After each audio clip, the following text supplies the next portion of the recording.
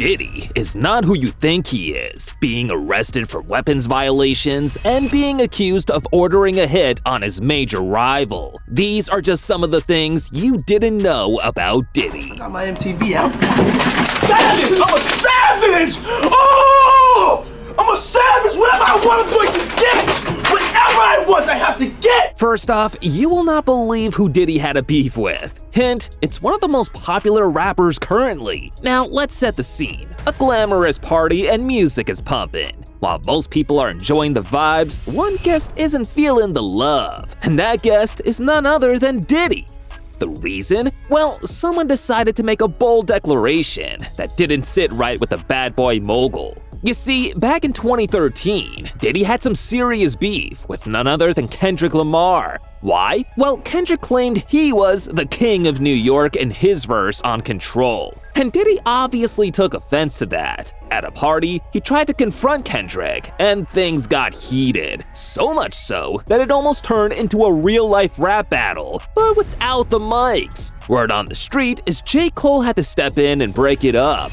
Anyway, no punches were thrown, but Diddy might have considered adding Boxing King of New York to his resume that night. But drama seems to run deep in Diddy's life, and this next story proves it's not just in the music. Diddy's early life held a secret that he didn't uncover until much later. As Diddy climbed his way to the top of the music industry, many assumed he came from a rough background. But there was one truth about his childhood that not even he knew at first. Growing up, Diddy's family didn't talk much about his father. But one day, Diddy learned the devastating truth that would change his perspective on everything.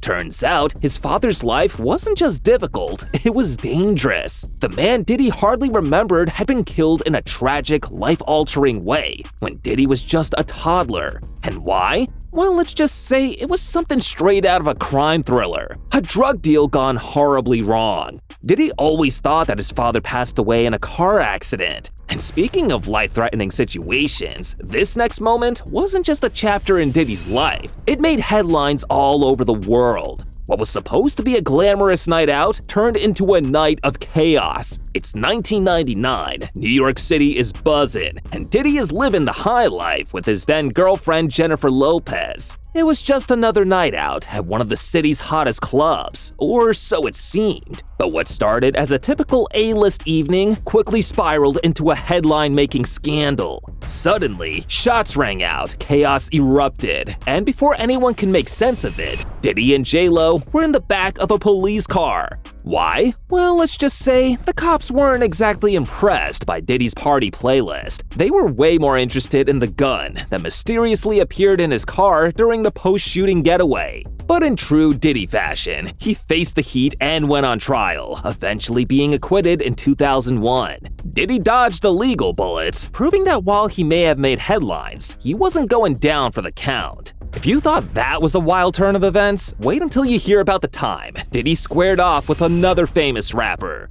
Diddy's next clash wasn't in the boardroom, it was with another chart-topping artist. In the world of hip-hop, beef is nothing new. But what happens when two of the biggest names in the game decide to settle things the old-fashioned way? Well, that's exactly what went down one night between Diddy and Drake. Only this wasn't about album sales or record deals. No, this was something much smaller but just as important. A beat. A simple beat for a song sparked a disagreement that quickly escalated into a full-on slap fest. Diddy just slapped Drake.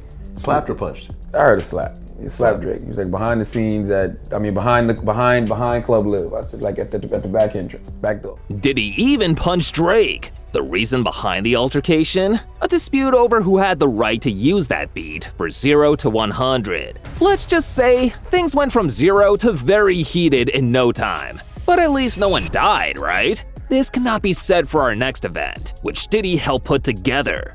What was supposed to be a day of charity turned into a day of tragedy. Back in 1991, Diddy wasn't just organizing hit records, he was organizing basketball games too. He helped set up a charity basketball event at the City College of New York, where the goal was to raise money for a good cause and have some fun.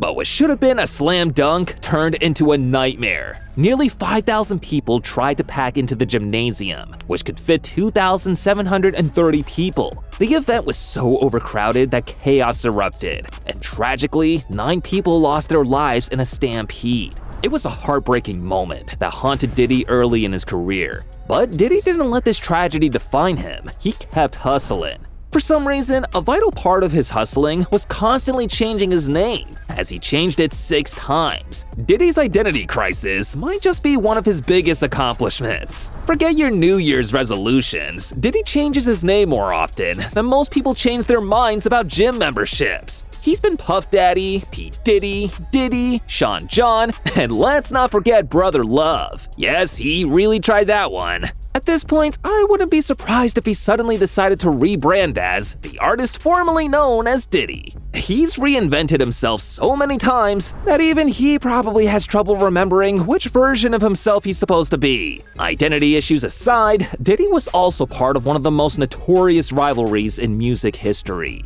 Yeah, Diddy wasn't just making hits, he was caught in the middle of a coast-to-coast war. If you thought rap was just about music, think again. Diddy found himself smack in the middle of the infamous East Coast versus West Coast rivalry in the 90s. While he was busy running the East Coast game with his Bad Boy Records empire, things were getting real tense with the West Coast's Death Row Records, led by Suge Knight. And when I say tense, I mean way more than just a few shady lyrics being thrown around. This was like a full-blown rap soap opera, with rappers verbally and literally fighting each other and real-life consequences. Which ones, you ask? Well, it all came crashing down with the tragic deaths of the 2 biggest rappers of the time, Biggie and Tupac. And guess who found themselves at the center of the storm? Yep, Diddy. But that wasn't the only heat Diddy was facing. For years, rumors swirled that he may have had something to do with Tupac's murder in 1996. These conspiracy theories are so wild, they could give any true crime show a run for its money. Some even went so far as to accuse Diddy of ordering the hit. Well, nothing's ever been proven, and he's always denied it. But that hasn't stopped the theories from floating around, because, let's be honest, hip-hop thrives on a little mystery and intrigue, doesn't it? But before all this drama, Diddy was just a young guy trying to make it in the music biz. Diddy started from the bottom and got fired not long after starting. Believe it or not, Diddy's rise to the top wasn't all smooth sailing. He actually started as an intern at Uptown Records, where he worked under Andre Harrell. Picture this, young Diddy running around the office, making coffee, delivering mail, and trying to prove he had what it took to make it in the cutthroat music world. And guess what? It worked! He quickly moved up the ranks, until he got the boot.